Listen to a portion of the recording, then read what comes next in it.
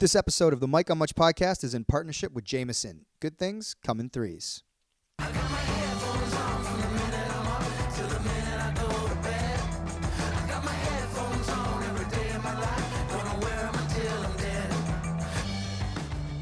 Welcome to the Mike on Much podcast. I'm your host, Mike Veerman. I'm here with my friend and trusted producer, Max Kerman. We are also here with intern Eric on the dials. And calling in from Hamilton is our pop culture aficionado, Shane Christian Cunningham. Shane, how's it going? This is a Friday. We're doing this on a Friday evening. You weren't in today. Were you hanging with the fam? No, I had to take my daughter to a doctor's appointment, so I worked from home today. Just a checkup, I hope? Yeah, everything okay?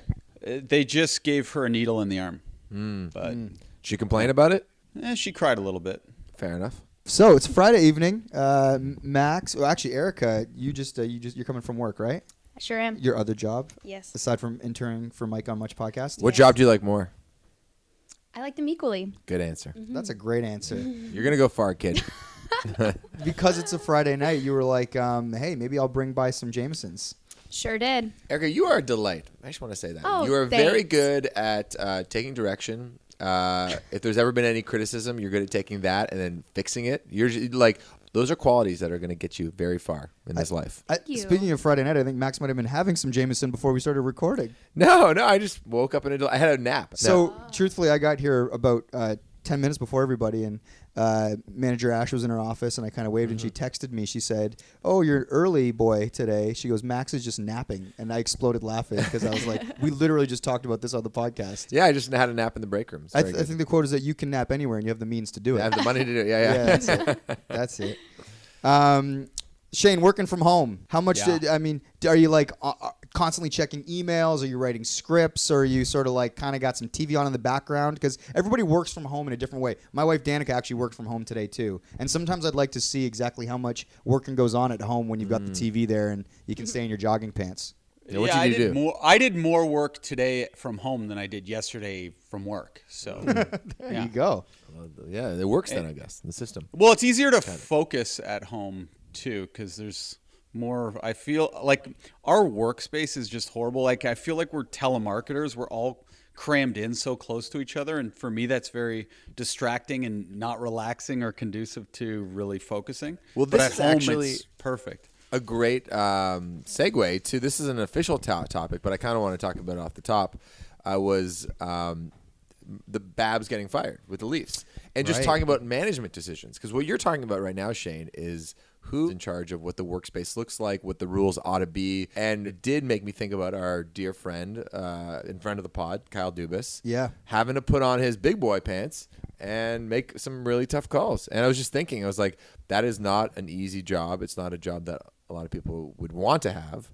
You mean GM of the Maple Leafs? Sorry, this particular task of firing someone. Sure. I think everybody wants the job with the Toronto Maple Leafs Yeah. GM. That sounds like a great fucking time. But having to fire people, that's a tough position. It must be the most terrible thing that you can do.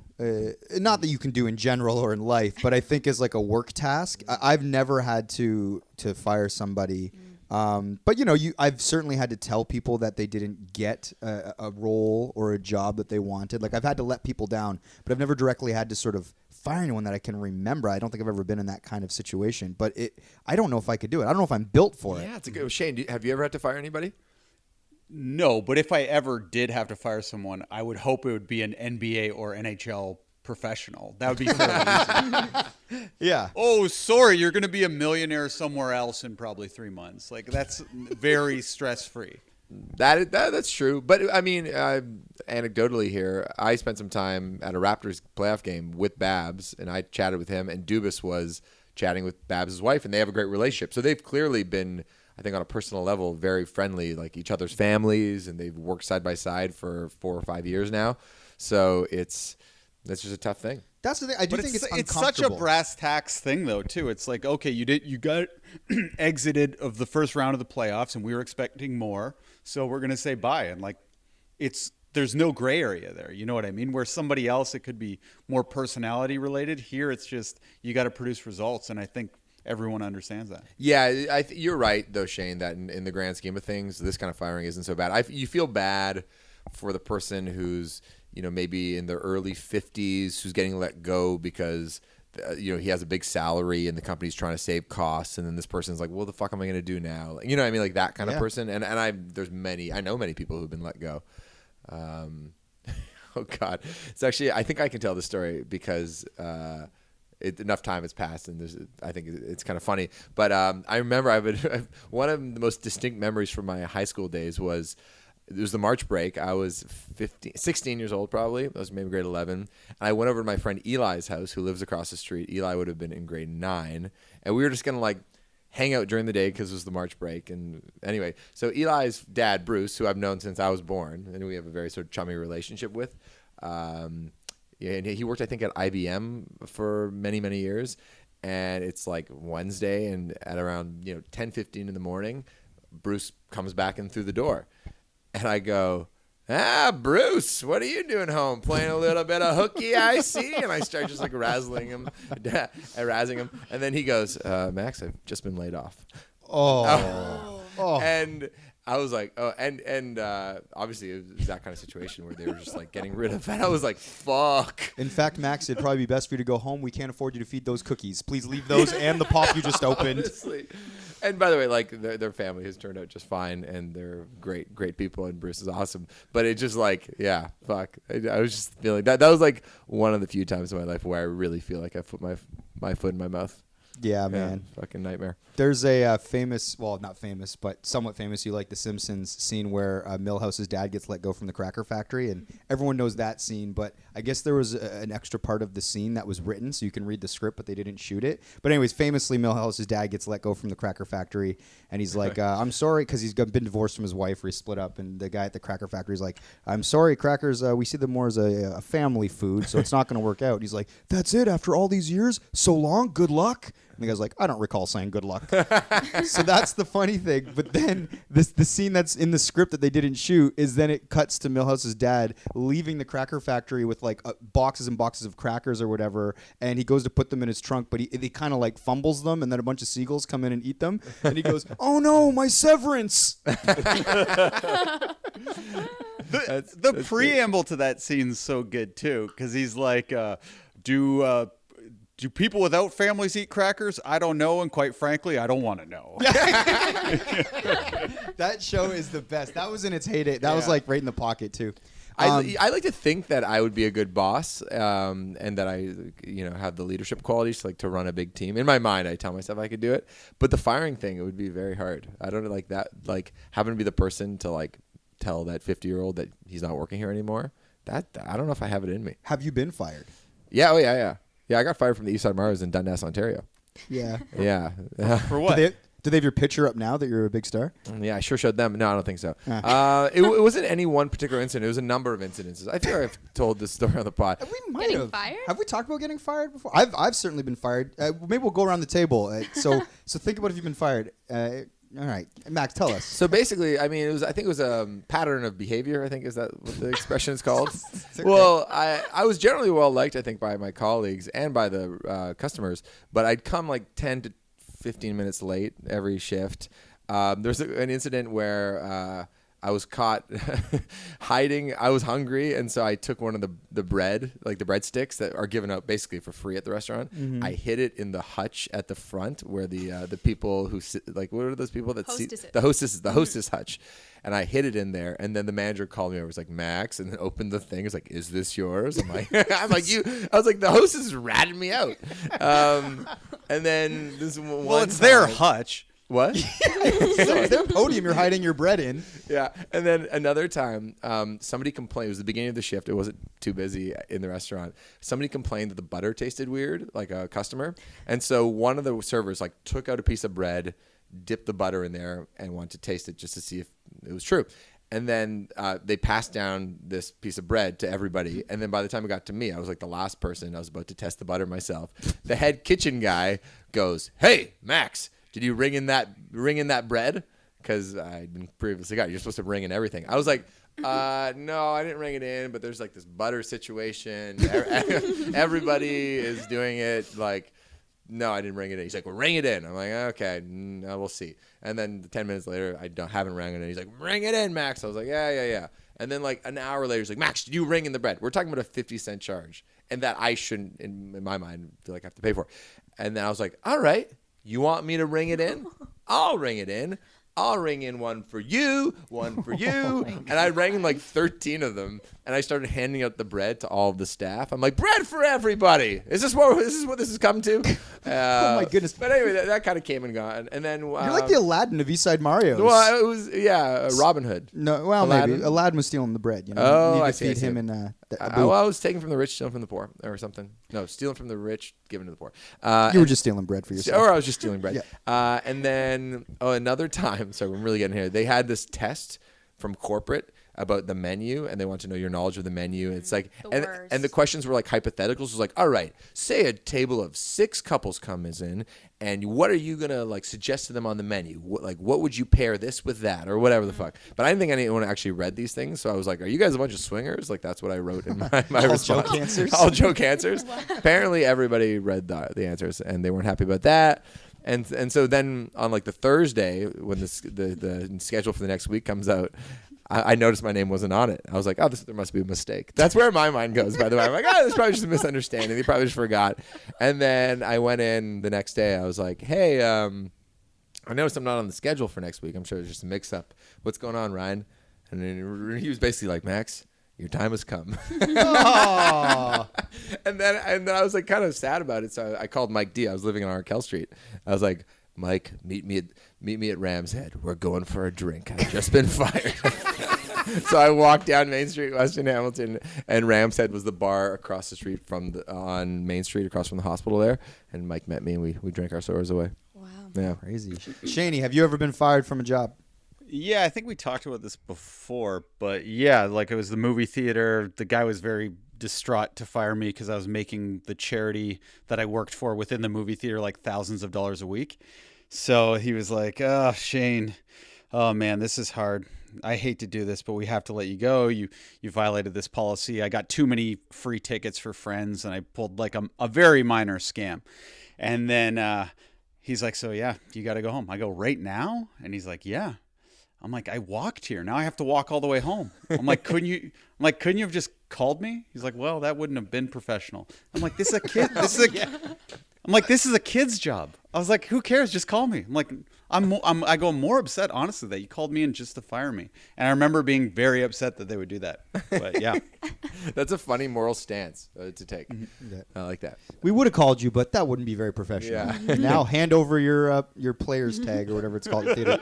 Yeah. Your flair. Yeah, hand over your flare. Slam it on the table like a police badge. Hand We're over going to have your to gun, revoke your popcorn award.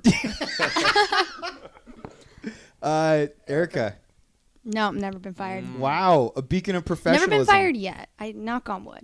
Yeah. But I just couldn't imagine what I would do if I was fired. I would just probably start crying. Oh God. Did you cry when you got fired? No. I felt a little ashamed. It was one of those things where I was like, oh, if my mom finds out, she's going to be very disappointed in me. It took me a long time to tell my parents. I don't think I've ever directly told them. I think they just heard through me telling that story, like in the press, that I got fired from from East Side Mario's, that they found out.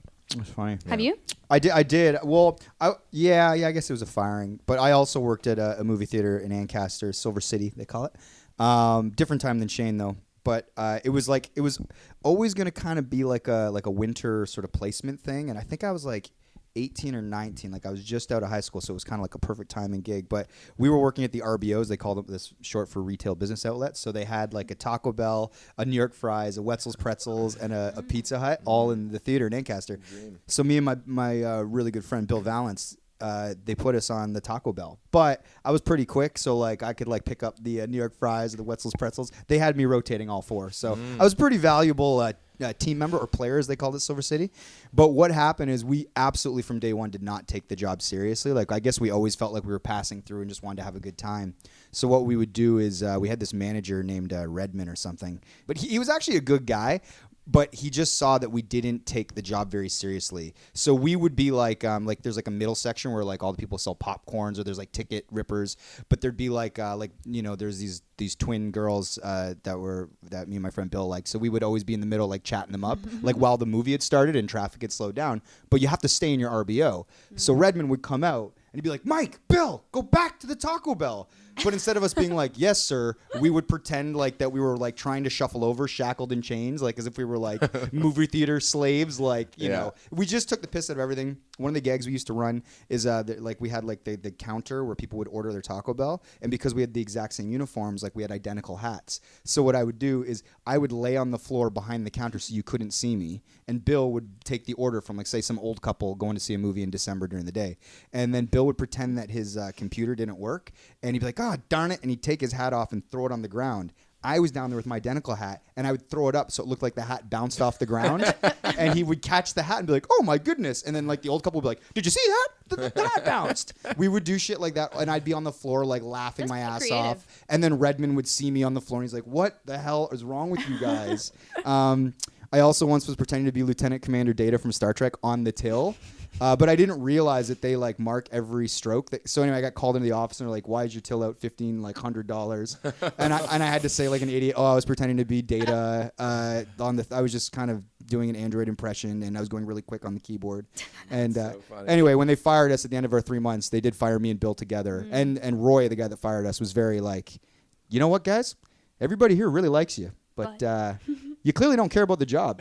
And me and Bill were like, yeah, no, you're right, Roy. Like, we get it. We would fire us too. And then we left, and we went to the, it must have been 19 because we went to the Kelsey's in the same power center. Yeah. And then we just drank for 4 hours straight. We just kept having pictures, and we told the people at Kelsey's we'd just been let go. And at the start, they gave us like resumes, like, we're hiring in the kitchen. I'm like, Bill, see, everything works out. But we got so drunk that we filled out our resumes the way you did your questionnaire. Like, they're like, what are you most proud of in your life? And I'm like, the world champion 1993 Toronto Blue Jays. Bah. They never called us back. But that was the last time that I was let go from a job. Yeah, there's actually a tension, I think, at Eastside Mars between myself, who was clearly just kind of passing through, and some of the staff that had been there for a while. It was like a career job for them.